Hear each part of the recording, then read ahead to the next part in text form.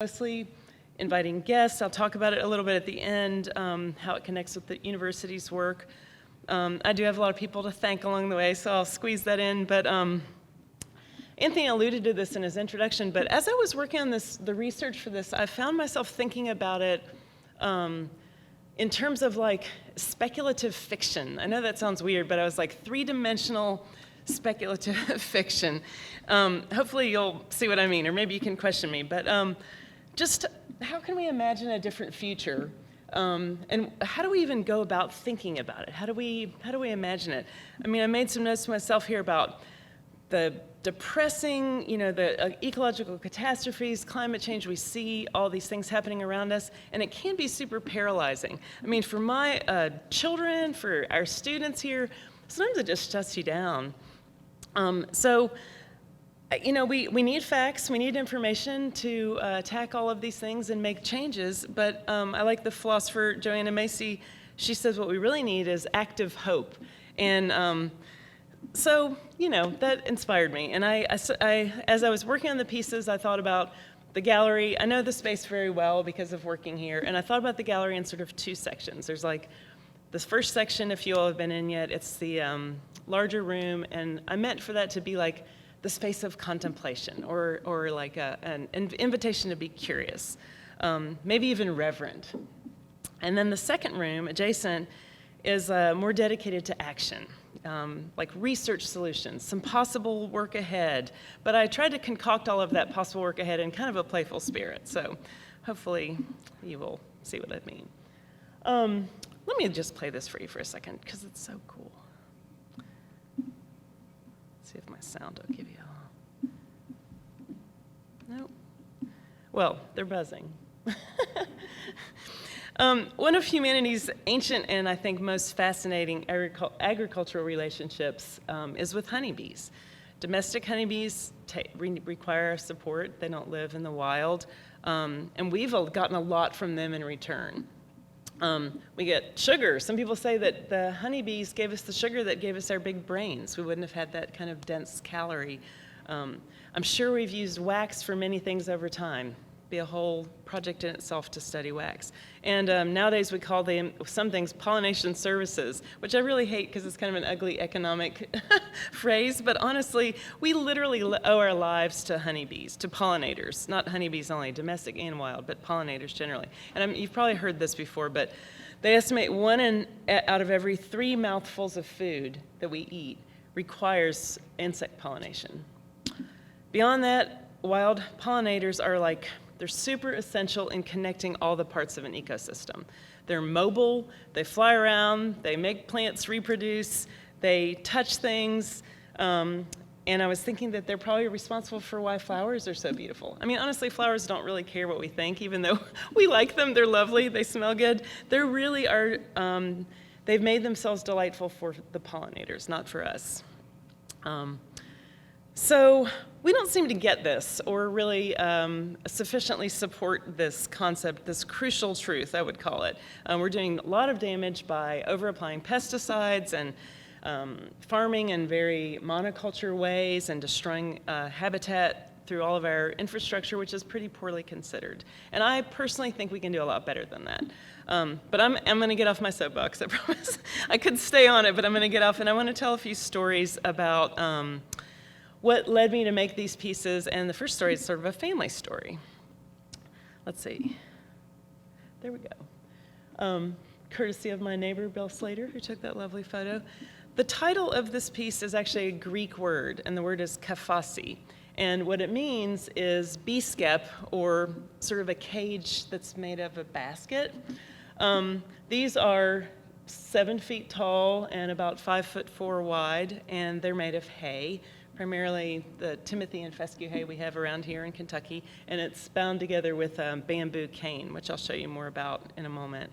But on my mother's side of the family, we're from Greece, and the village where they lived as farmers for generations, subsistence farmers, peasant farmers, whatever you want to call it, it's about as far north and as far inland as you can get in Greece, so right by the Macedonian border. They actually spoke Makedonski, and not Greek. They didn't write it because the official language is Greek, but It's way up there. But our family, like the rest of that village, lived in very, very close relationships with the living beings that they tended and that they totally depended on. I was thinking earlier today about this and thinking of the house where my mom grew up in this village, and the bottom level was where they let the livestock in out of weather, and they also had, part of it was the storage of grain and dried things from the growing season, and the people lived upstairs. So it was literally cohabitating, with their agricultural stock. This is, sorry for the graininess of it. It was like a photocopy of a copy of a picture, but this is my mom on the right. I don't know how old she is. She's probably 10, 9, something. Her brother Nick, and this woman in the middle is her grandmother. So my great grandmother. We say yeah in Greek, and so I've been told, and I wish I know more, but I've been told that she was the beekeeper of the family. She wove some sort of bee skep out of straw, and those of you who aren't farm people, straw is like from a grain that has a head, like rye or wheat. The shaft below it is the straw. Hay is like what we have around here that we cut that's basically grass and doesn't have a seed head. So she was known to be the beekeeper and wove her own bee skeps. By the way, I thought this photo, whenever I look at it, my mom always said this socks she's wearing were wool, and they were super itchy. They made everything, so someone knitted her those socks, those itchy socks. So if you flipped a bee skep over, like the kind my great-grandmother made, this is what the comb would look like inside. Totally different than like the ones we have that we pull out. You all have seen them probably. They're, rectangular and they slide out. This one has a little bit of support built into it. Maybe my great-grandmother did that, I don't know. But the bees just build it their own way.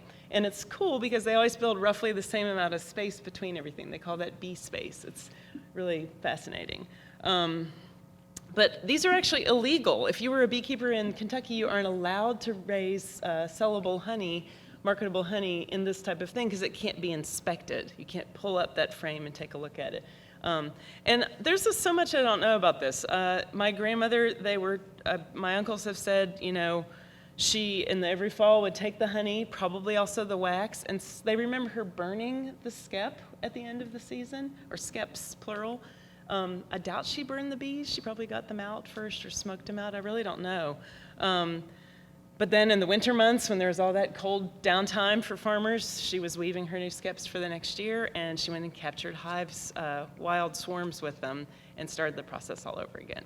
So this is the one thing people still do with woven skeps is they capture swarms, which I think is really cool.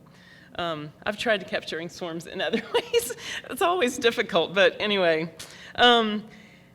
One thing that I do know, in addition to the few little stories that my uncles and mom had told us, is that my grandfather, my papu, her son, raised bees for the rest of his life. So he immigrated to the U.S. in the 50s, and he brought some seeds with him that apparently he had sewn into the lining of his coat, and he also had a little box of some kind that had his prized queen bee, and some candy so that she would make it in that long transatlantic voyage over the ocean in a ship. That's just cool.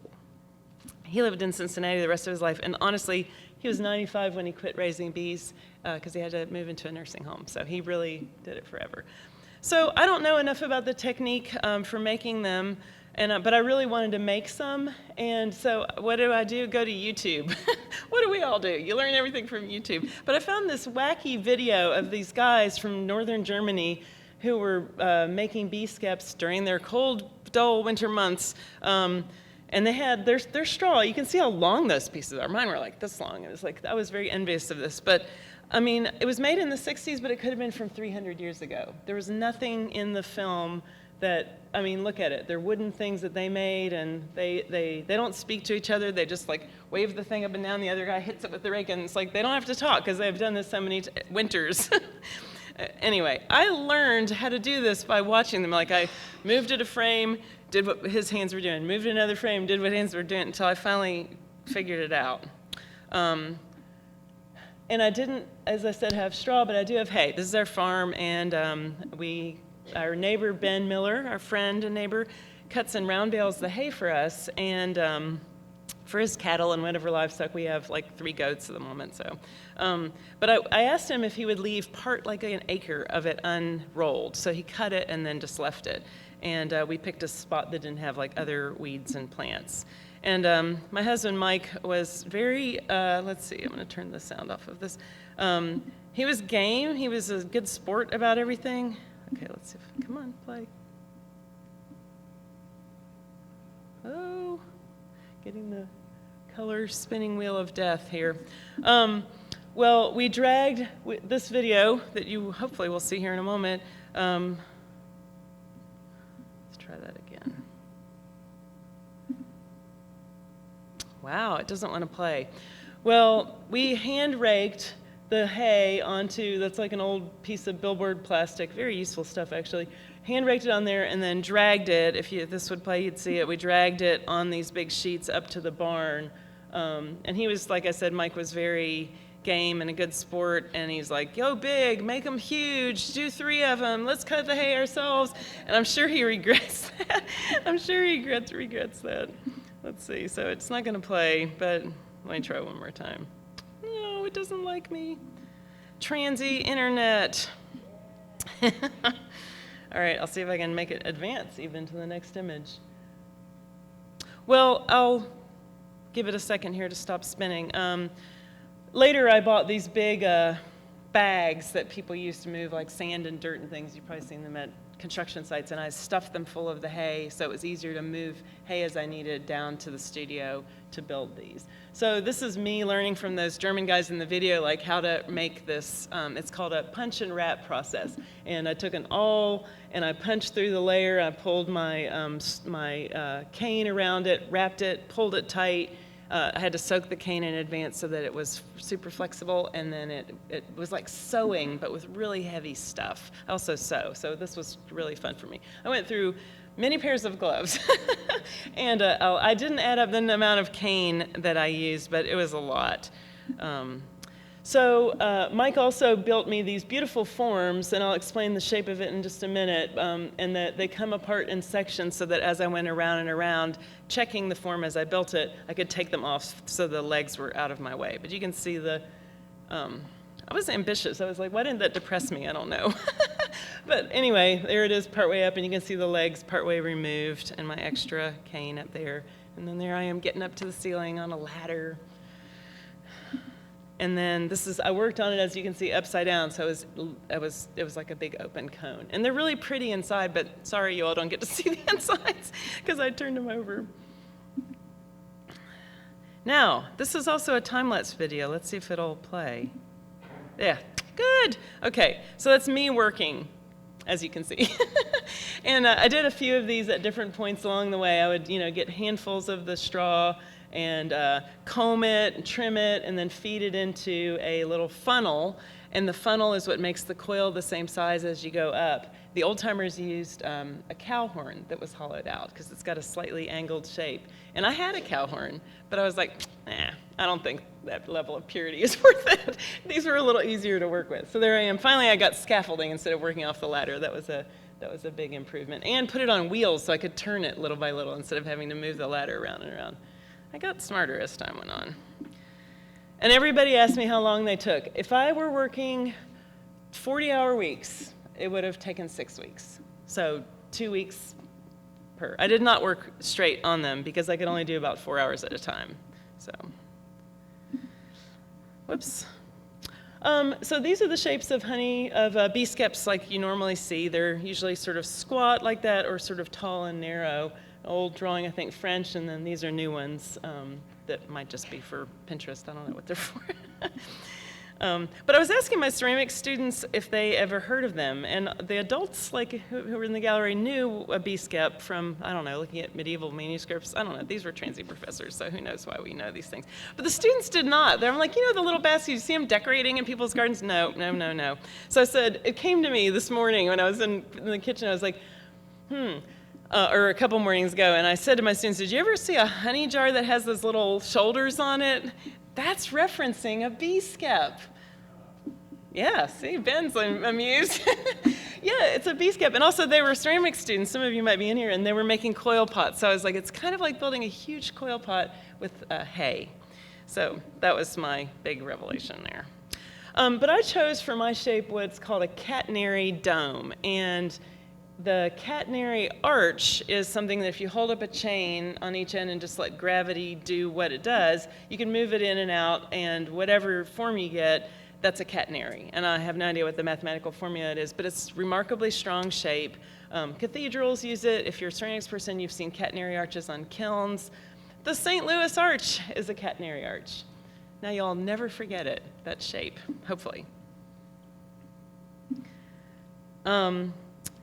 And as I said, my husband built these great forms for me to help me maintain that catenary arch, because that was something I couldn't have probably just done freehand. He also, I have to brag on him, he also figured out how to move them from our place to this studio here. And some of you saw us in here moving things around. That went in the back of the truck, and then we snaked it through and across the stage and squeezed it through holes. And James Wagner and his friend Paul came and helped us flip them.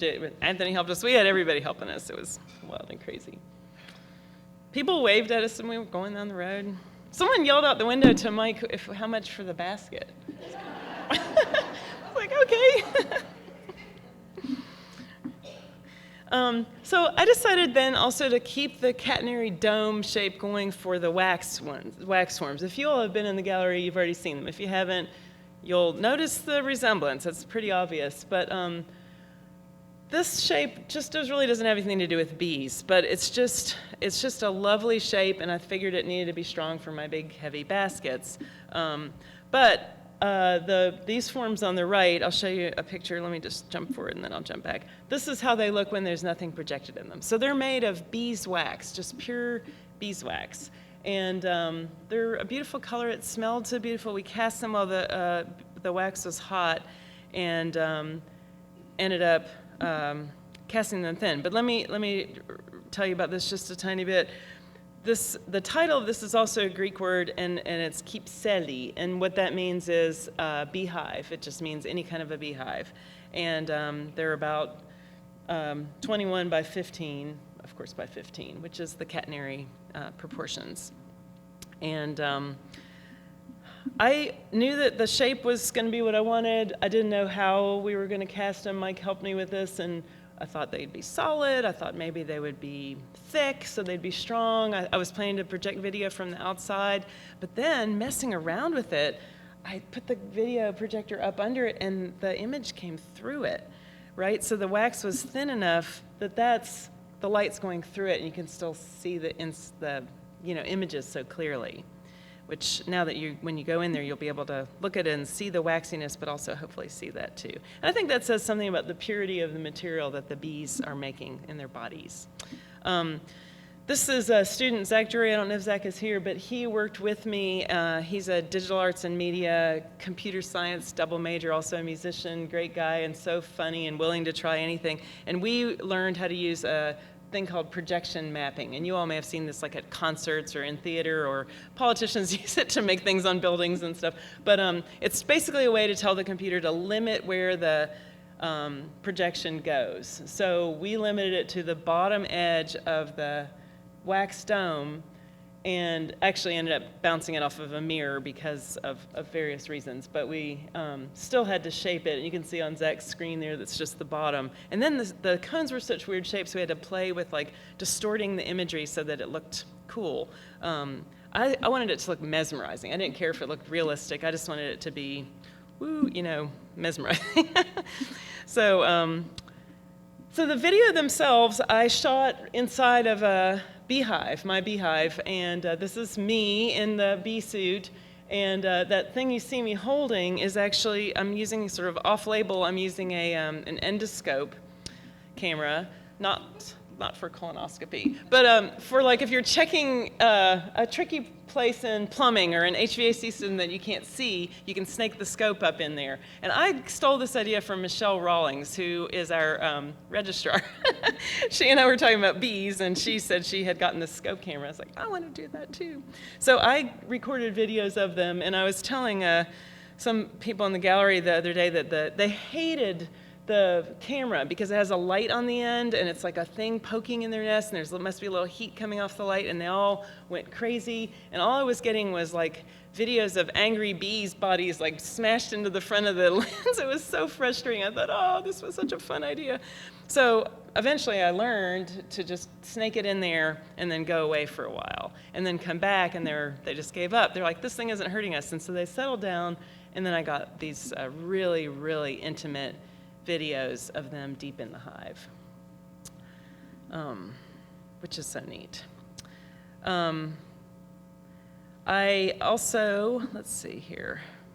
Yeah, so when you're in the gallery, the one on the left is bees on honeycomb. Have you all been in the gallery? Mostly everybody been in? So that's bees. There's white cap on the honeycomb there. The center one has the little hexagons in the comb too. Anyone know what the difference was? I can't see you, but just shout out. Do you know what the middle one imagery was? Bee people. Nobody wants to take a stab. Well, the middle one, they're kind of rougher texture and they're orange. When you go in there, you'll notice it.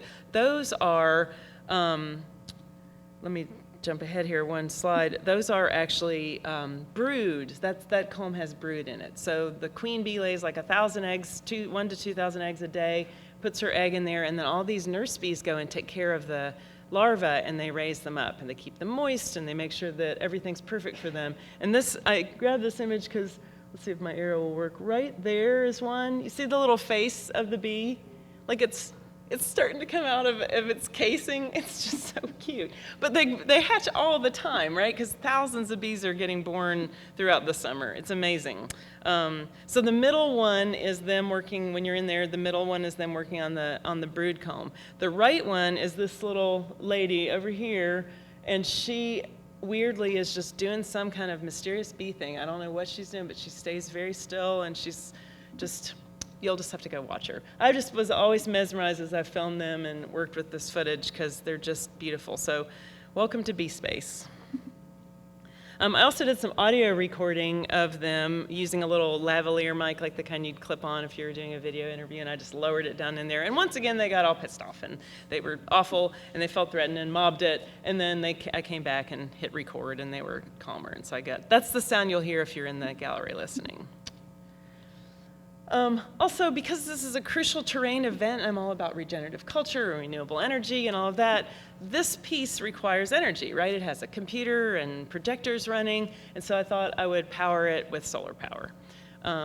So I got this groovy system that it's just a giant battery, but it has like handy inputs and outputs.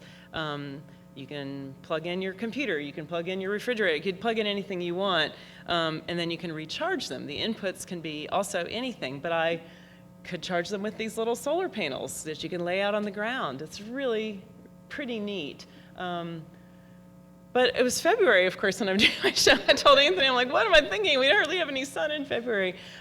So my backup plan is that at our house, we have a solar array that actually powers our whole house and our studio. And so what I ended up doing was taking one battery home every night, plugging it in, charging it on my solar panels, and then bringing it back. So I was always switching out the batteries. But I thought, in a lot of ways, having this kind of thing is great for our students. It's like, yes, it's little, and yes, it's kind of funny. You flip up the backs and just put them out in the sun, but our students, can see it. It's real. So speculative fiction, be gone. We're talking about a pretty good reality right now, and as most of you probably know, it's a lot cheaper to even build solar energy production at this point than any fossil fuel energy. You can't build a gas plant, a coal plant, and run it for less than you can run solar. So it is really already what we should be doing.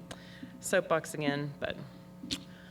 So the other piece in the front room, the sort of contemplative room, is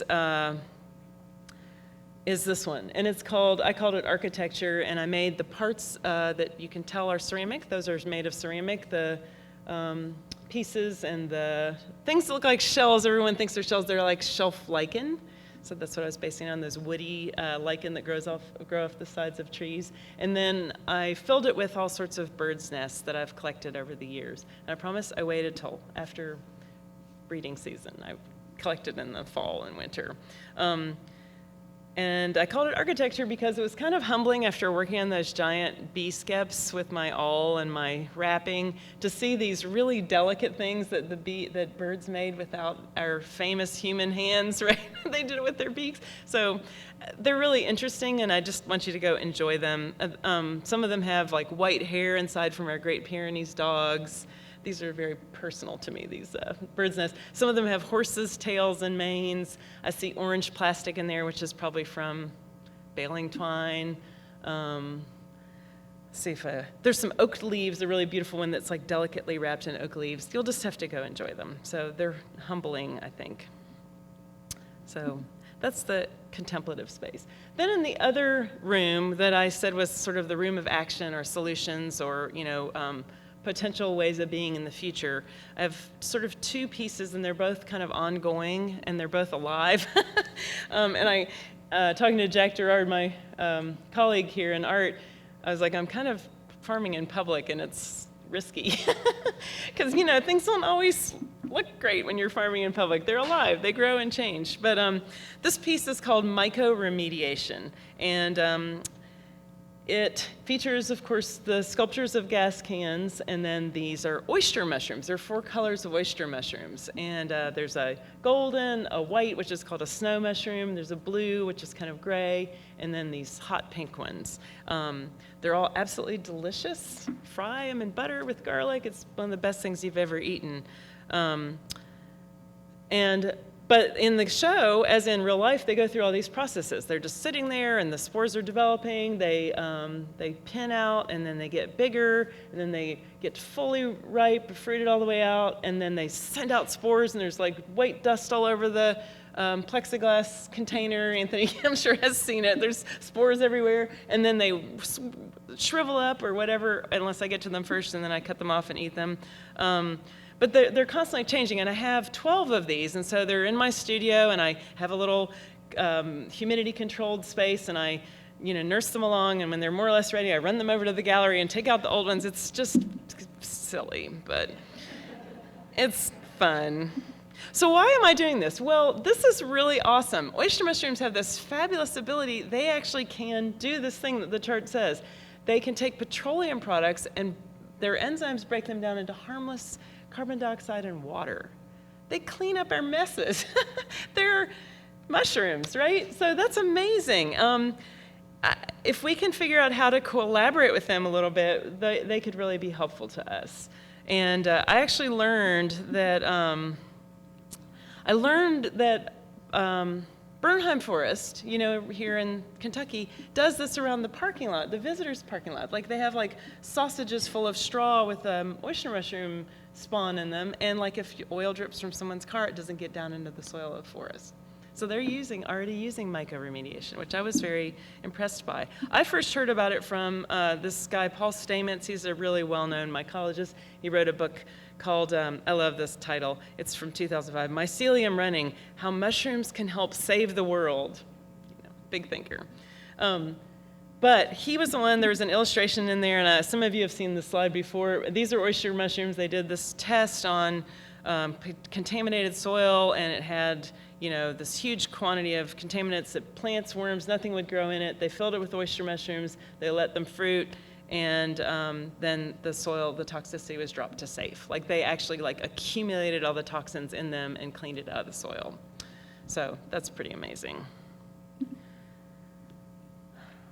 So a little bit about the process of these. Being a ceramics person, I decided to make the gas can sculptures out of clay. And I could have maybe just bought some plastic gas cans, right? This is the artist going through all the options, and cut slits in them and put my mushrooms inside, but I wanted it to poetically feel like fossil fuel. And yeah, a gas can does, but I don't know. But I slip cast these, and slip casting can get a lot of accuracy that's super beautiful, but yet you do still have the opportunity to do ceramic things to it, like cut it and add things, and I added the spouts. That was a separate casting, cut slits into it while they were leather hard, and then I fired them, and then I fired them in a raku process to get these interesting blackening. And there's no glaze on them, and I'll be nerdy for just a second. What you do with raku is you heat the piece up, and when it's about 1700 degrees, you reach in with tongs and you pull it out screaming hot, and it's a post-fire reduction. So you drop it into something with combustibles in it, and then you put a lid on it, you choke off the oxygen, and fire needs oxygen. That's one of the ingredients it needs. So it will go pull it out of the clay and permanently change its color. We do a lot of glaze, and glass blowers do this too, string people. You do all kinds of things by depriving the fire of oxygen at the right moment. So that's what I did to get these weird surfaces on them. So they are clay, Recu-fired clay. And then what I did was I filled them with bags that I made up of mushroom spawn with the oyster mushrooms in it, and cut slits right where my slits were in the clay, and crossed my fingers hoping it would do what it should do, which is fruit like right out of the hole that I cut. And I was like, it did it, I can't believe it. They fruited right out of the holes because they need some place to get the oxygen. They're drawn toward the opening. And I say fruit. I wanted to explain that for a second because people are always weirded out when you say fruit. But a mushroom is the fruiting reproductive body of the mycelial network, just like an apple is like the fruiting body of an apple tree, which is a big woody thing that's kind of like a network. So just keep that in mind. It's fruit.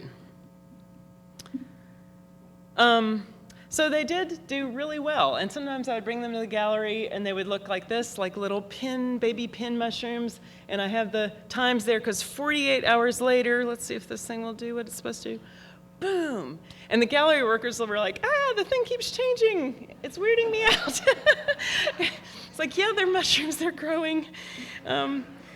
So it was really fun. 2 of them, believe it or not, were so forceful in their life force that they broke the ceramic as they grew. They like snapped it. And I was like, go team. But also you broke the can. And so we'll see if the video will play this time. Oh, it's playing. Yeah, did somebody gasp? Oh. I also decided to create 3D models of these, and these are scans that I did with a photogrammetry app. I'll have another one of these, but I'll spin it again for you just for fun. And it's an app. Some of the faculty, there's a little group of faculty, and we're all doing sort of a research and pedagogical experimentation thing with iPads, trying to be innovative and bring it into our teaching and our own research. And we have Transy has a digital liberal arts initiative, and that's the Bingham Trust funds it. Julie Perino and Professors Tim Polashek, Emily Goodman are running it right now, and they've made all these really interesting things available to us to learn and work with our students on. I'm using this for my students who are scanning themselves and then adding animal body parts for a hybrid self-portrait later this semester.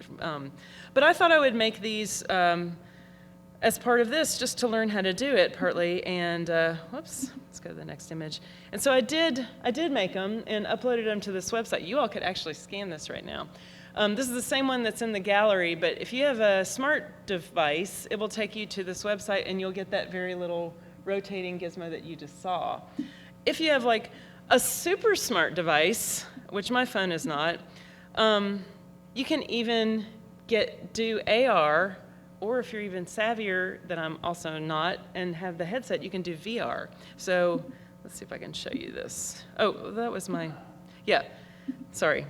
So this was me playing with the AR on my table. And if you all haven't played with AR, it's funny. You are looking at the space and you hold your device up and you place the digital object there, and the thing seems to be right in front of you. You can walk around it and like look at it from all different sides. So if you've got a device like that, you can use the QR code there to play around with that on your own, in your own space.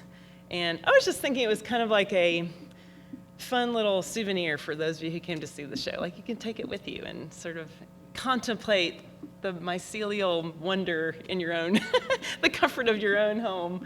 So, so try it out. The thing you won't be able to do with the digital object is smell the mushrooms. So yay for the real world. So then in the other room, this is in the other part of the same room with the mushrooms, is the last piece I'm going to talk about here. And it's kind of an array of pieces, and it's also in phase 1. So this is called pollination. I put it up there so you can see my super clever spelling. I liked it, but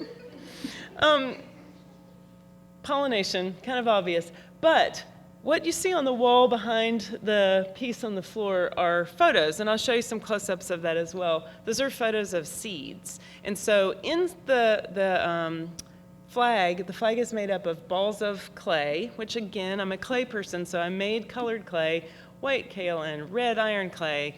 The blue ones are white with a blue, like, non-toxic colorant in it. And they're filled with the respective color native plants that bloom those colors. So the blue ones are blue and purple, and the white ones are more or less white, and the red ones are oranges and yellows and pinks, and they kind of visually add up to red, I'll say that. And these are seed bombs. Some of you know about them. I want to show you some of the pictures. This one is called Prairie Blazing Star, and that's the seed. And here's a picture of it growing. Isn't that cool how the seed looks like the flower? I mean, duh, of course it does, but it's just like so wonderful to see that in real life. And I didn't know whether to call that one white or purple, so it's kind of gets both. But this one is a perennial flower, and it blooms in the summer, and it will come back every year. Going to get 3 to 5 feet tall, and it likes full sun, dry to medium ground. You know, let me show you these two. These are all blue things, blue false indigo, left to right, Ohio spiderwort. That looks so crazy, doesn't it? Like little Aztec sculptures or something. They're so strange. Smooth aster, the little purpley ones, and then bergamot. And I took these, I experimented a lot with photo stuff, and I'm not really a photographer. Kurt Godey gave me a lot of ideas. Kevin in the library, Kevin Johnson, who is the digital media specialist, let me in there with my seeds. He probably shouldn't have, into the digital space, and he let me use this beautiful stand. I could put my camera like, centimeter down and shine lights on it, because I had to use macro extension tubes and stuff to get close to these really small seeds. And then he also let me use their high definition scanner, and it's just a flatbed scanner, and I just set stuff on it. Isn't that cool? Those are really small, so now to be able to see them close like that was really fun. And then this is not, whoops, sorry about that. This is not actually one of the ones in the seed, but I just couldn't help putting a common milkweed in there because it was so pretty. That was on the scanning, the flatbed scanner. So all the clay balls are seed bombs, and they have a little bit of compost mixed into them, and several of the seeds, and what else do they have? Just clay and compost and the seeds, that's it. And they're dried, they're rolled up and dried, and now they can just sit there. They're just sitting on a bed of worm castings in the gallery, just so you can sort of feel the ground. I could read you all the colors, but they're quite beautiful. I did a lot of research on this and finally found this great place in Kentucky. It's a native seed sales place, and it has all these botanists that are there. They make mixes for people. If you want to do like the strip between the lanes of a highway and it's a dry condition, they'll mix a mix for you. And so I spent a lot of time talking to them. I'm like, I want something that blooms one in the summer, one in the spring, one in the fall in red, same in blue, same in white, and let's throw some yellow in there to make it interesting. And they're like, okay, we'll mix them. I'm like, no, you can't mix them. I have to have them separate, and I want them separate, and I want to make sure they're all going to grow in the field I have in mind, et cetera. They were really, really nice and great, and I hope to do some more work with them.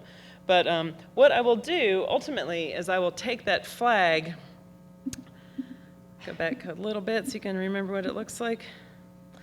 I mean, you didn't forget, but I'm going to take that flag, and I'll spread it out I'll plant it really big, so it'll be about 40 by 60 feet ultimately out in the field, and it will grow. This idea, I got this idea of making seed bombs from this guy. Sorry about that low res, but this book, The One Straw Revolution, was in 1978. Some of you, I'm sure, have heard of this. It was a really big deal. He figured out how to grow food without really tilling and things. It's really wonderful, kind of mentally freeing. And his farm still continues, like his grandchildren and run it still, and they still make seed balls. So they made seed bombs. I call them bombs because I think that's fun. It's my kind of bombing. But he would do that. He would go out in the field. They'd make these with the seeds they wanted, whether it was cauliflower or kale or whatever it was, and they would just throw it on the ground. One of the big benefits of this is that the seed's encased in this really good soil, and it waits till it rains and it's warm enough, and then the soil starts to soften and spread out, and the seed's ready to grow. If you just throw it on the ground, the same thing might happen, but meanwhile the birds are coming to eat it all. So you want it to have time and be ready, but also beat the birds, get out of the birds. So I'm going to do the same thing, and I'm using this recommended technique by this society, Xerxes Society for Invertebrate Conservation. Great name, hard to say. But you put down clear plastic, and you sort of like lure the plants to come up and germinate the things that are already growing there, and then it burns them up. And so you don't have to till it, because the tilling would bring up even older, deeper seeds from the ground, so you just kill back. This is if you don't want to use Roundup, right? So this is for people who don't want to use the chemicals. So over time, I'm imagining that my flag concept is going to grow. It might look a little bit like a flag the first year or two, and they'll all be different heights, and they'll lean this way and that, and it's gonna, the next year they'll probably drop seeds here and there, or they'll lean over, and the new sprout will come out, and the stripes are gonna stop looking so crisp, and it'll start only vaguely looking like a flag, and maybe it'll just start to look like a big field of wildflowers at some point, which seems like a lovely way to dissolve the flag. And I'll send a drone up. This is my idea. I'm going to send a drone up and just take time lapse over and over and over on a regular monthly or whatever makes sense. Ecosystems don't care about political boundaries, right? They need to move and groove. We have to learn how to think beyond political boundaries too. And one thing I've learned at Kentucky Natural Lands Trust is you don't only protect, you also have to connect one piece of a valuable biodiverse ecosystem to another so that there's a connection. And what matters is where the plants and animals can thrive. It doesn't matter whether it's, America and Canada. It doesn't really matter. We need to be able to think beyond that so that we can really create a future for us to survive in, and not just the pollinators. But I've sort of tried to come full circle here back to the pollinators, which is where I started this talk, because we really depend on them to survive. It's not just about loving the natural world as separate from us. We won't do very well if we don't have them. And they're wonderful, they're beautiful, they're inspirational. We love everything they love, right? Flowers and pollen and plants and food and good clean air and all of that. I think political borders is something we just are going to have to get around.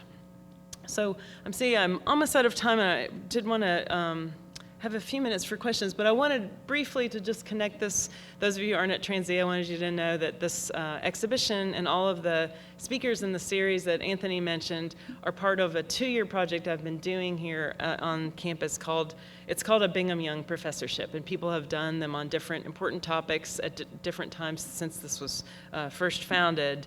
And I've been just so grateful to have this opportunity to do this work for 2 years, and I think it's actually going to grow into some reforms we're doing to our GE, and we've already added some classes. You can see in this list we have faculty learning communities. We get together every other week, small groups, and we hash out our thoughts about articles or things in our own disciplines that relate, and that's just been a real treat. I have a class. Some of the students might be here tonight, and it's a quarter credit class. We call it Climate Conversations. We get together.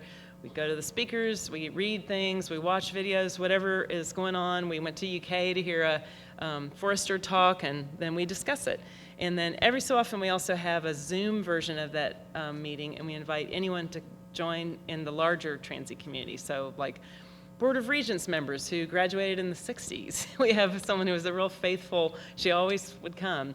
We had Board of Trust people come, faculty and staff who weren't in the regular class. And so it's kind of a cross-generational thing that's been really successful, I think. Art projects, workshops. I just did a soil block workshop for the garden with the students. I've done surveys, and of course exhibition here, and I've had other artists who gave talks as part of the series, and it takes a ton of support. And I was looking at my list here. Since I first applied for this, we've had 2 different deans, both had to support, 2 different presidents, both had to support. The Bingham Selection Committee, these are faculty from all over the country at liberal arts schools who help us with other related things. They're all, external reviewers, you might say, and the Bingham Board of Trust itself, which funded it. So that's a lot of people who've been involved. This website here, I think I might skip scrolling through it, but I will make sure that that's available for you all, maybe in the gallery. It's on Transy's website too, and I'll share that. There are 2 more events this year, though. Maybe I should go to it real quick. Let's see if it'll do its magic. No. Maybe the internet's really not going to like me now. Oh, yay. Okay. So, this is something you all can go to, and most of these events have already happened because we're partway through the semester, but we've had a really interesting array of people, and this was just last week. Some student poets read, and we had a local musician, and Dr. Payton read. It was a really wonderful, intimate thing we did at Bodley Bullock House. The next one actually is the Musnick Lecture, which is they always bring in, scholars in Judaic studies, but look at the title of her talk, Stewardship and Its Discontents, the Challenging Theological Paradigms in the Age of Climate Change. It's going to be really great. So we're going to have a discussion group after this, so all of you are welcome to join that. You can go to the website and just sign up here. You just click here on the link, and then I'll get your email and send it to you. And then last but certainly not least, many of you may already know about Dr. Robin Wall Kimmerer. She just was named a MacArthur Fellow last year, and UK is bringing her in, but I'm one of the co-sponsors of it here, and there's going to be a big lecture at Singletary Center at noon, and then we're having her here at Transy for a more intimate conversation, really, in the Student Center, and that's going to be in the evening at 7, and she'll be signing books, and she's quite a phenomenal writer, really great storyteller, and this book has just been getting lots of attention. And so then we will have a conversation about her talks and the book and an essay that I also have already selected for us to discuss too.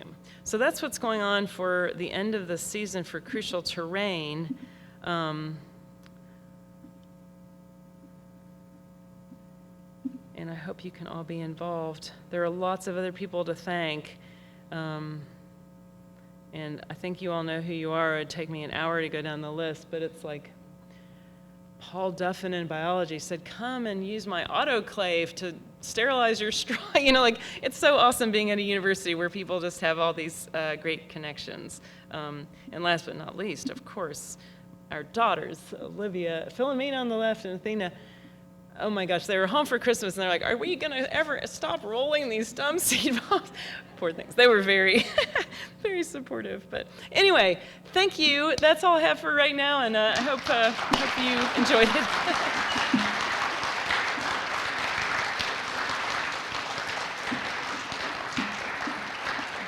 Thanks so much.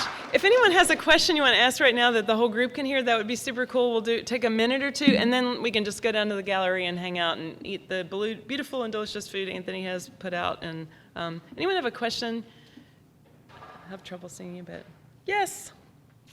Hi, Kathy. When is this going to be at either the Met or MoMA or someplace? This is so incredible. Oh. Do you have plans for it to be? I'm trying to figure out where to store it at the moment. But yeah, you talk to your friends at the Met and at the MoMA and see if you can work something out. I'd be down for it. No, it would be fun. And of course, when you do things, those of you who are makers, you always have like 600 more ideas, and you're like, I just don't have room or time or whatever it is to do it all. So I'm going to keep working on this array of things. Yes, but no, I don't know what's next. But anyone else? Give me an easy question. Yes? Oh, of course, because it's Ashley. So looking back at the gas cans, can you turn 3D models that you capture with that app into files you can print? Yes, you can. You can make, I haven't done it yet, but it's actually not that hard. You can make the model. It takes some cleaning up. Like this one, I shot those in my studio. I just had like a sort of a curved backdrop, and I had a little banding wheel, like from the ceramic studio, and I had to cover it with something white so that the computer wouldn't confuse, and try to record the banding wheel too. But I mean, you can make it better and better. Actually, Jamie Day, I don't know if Jamie is here. Are you here? Yeah, Jamie and I are working on some of that stuff too, and he did a workshop over the summer where they were learning how to cleanly capture things. They're doing it for the Musnik collection, the museum. And then you can take it into another piece of software and edit it and like clean it up and make sure all the things are closed. And then you can send it to a 3D printer and print it. So yeah, you could totally print those out. Then I wouldn't have to water them. Just kidding. Yeah, that's a great question. I'd like to learn. Oh, James, hey.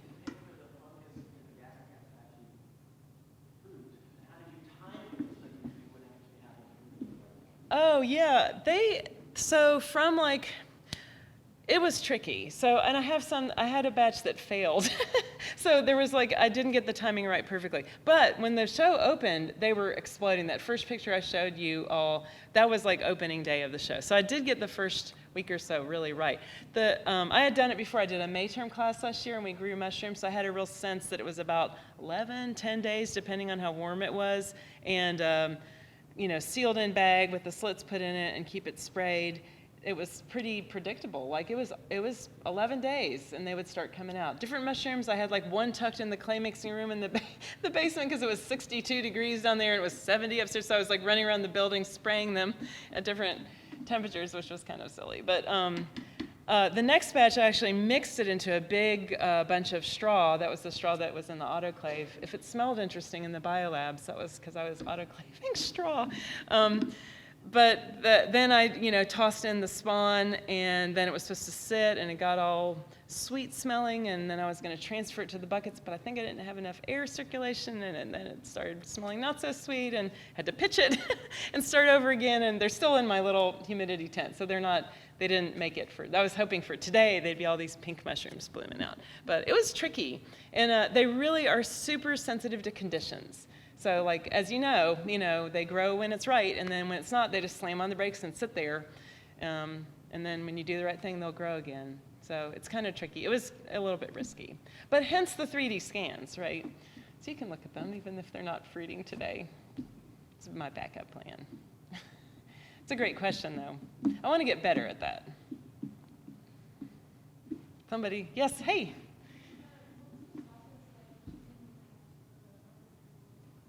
Choosing the nests?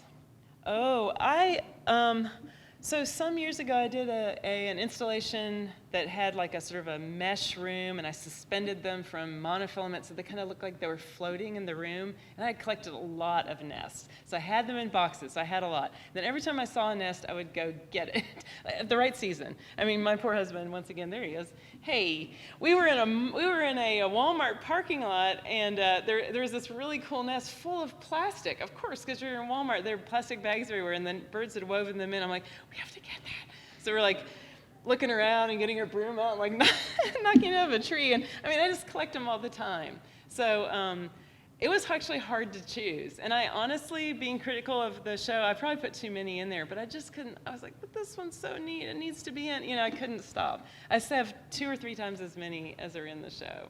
So I don't know if I did a good job of choosing, but they're all really cool. The little pouchy ones that just look like they're just little woven purses are orioles, and they just dangle them from branches, and they have their babies inside. It's so amazing. They're really cute. I wish I knew what they all were, but that's a good question. Yes? The bird nest ones, would you ever incorporate birds that don't necessarily build nests? Because I've had wrens that like to nest in my potted plants on the front porch. Oh, that's so funny. Yeah. Little holes in the soil, and just when the baby birds are in there, they just take all they just make a hole in the soil, they keep the babies in there, and then the potted plant, the plant actually stays hydrated because they're peeing in there. Oh, funny. Fertilized. Reciprocal relationship. Yeah. I was just wondering if you would want to incorporate anything like that. That'd be harder to do, wouldn't it? Because what would I do? Take your potted plant, I guess. Might be cool. We always joke at our house about the doves, because they always sort of just squat in other people's nests, and they're so lazy. I mean, they're very pretty with those big eyes, but they're just like, I'll just sit here and I'll just dump my egg. They're like these huge dove babies, and they're in this really flimsy thing that they don't bother fixing up. It's just amazing they survive. But there are a lot of doves, so they're doing something right. I don't know. But I don't know how. Maybe we can scheme on this. Like, how can we include those squatter birds in the show? The wrens, they're a recurring thing. They come back each year and they Yeah. try to get in there. And we have a garage in my house, and they got in the garage one time and they tried to nest in this like lunchbox that had been hanging there. This open lunchbox that was like, it had a hinge flat on the top. And they tried Oh, to that's nest cute. in there. I was just like, no. Don't do it. So We had Friday with those big winds. We have a tractor shed, and half the roof got blown off. Like ripped 2x6s, it just threw it down the field. And in the open rafter, right under the part that ripped off, is this stack of barn swallow nests. Like there's one. The next year, someone built on top of it. They didn't clean it away. Piled on the next one, and like you can unstack them, and they all fit like little puzzle pieces. But the wind took the whole roof off, and this crazy little flimsy stack of nests is just fine. So I don't know. Maybe it's really stronger than it looks, or maybe wind is just weird. I think wind is pretty weird. I don't know. I'm gonna think about that. Anyone else? I want to let you go to the reception, but any lingering questions? All right, we'll chat down there. Go get some food. Thank you all so much for coming.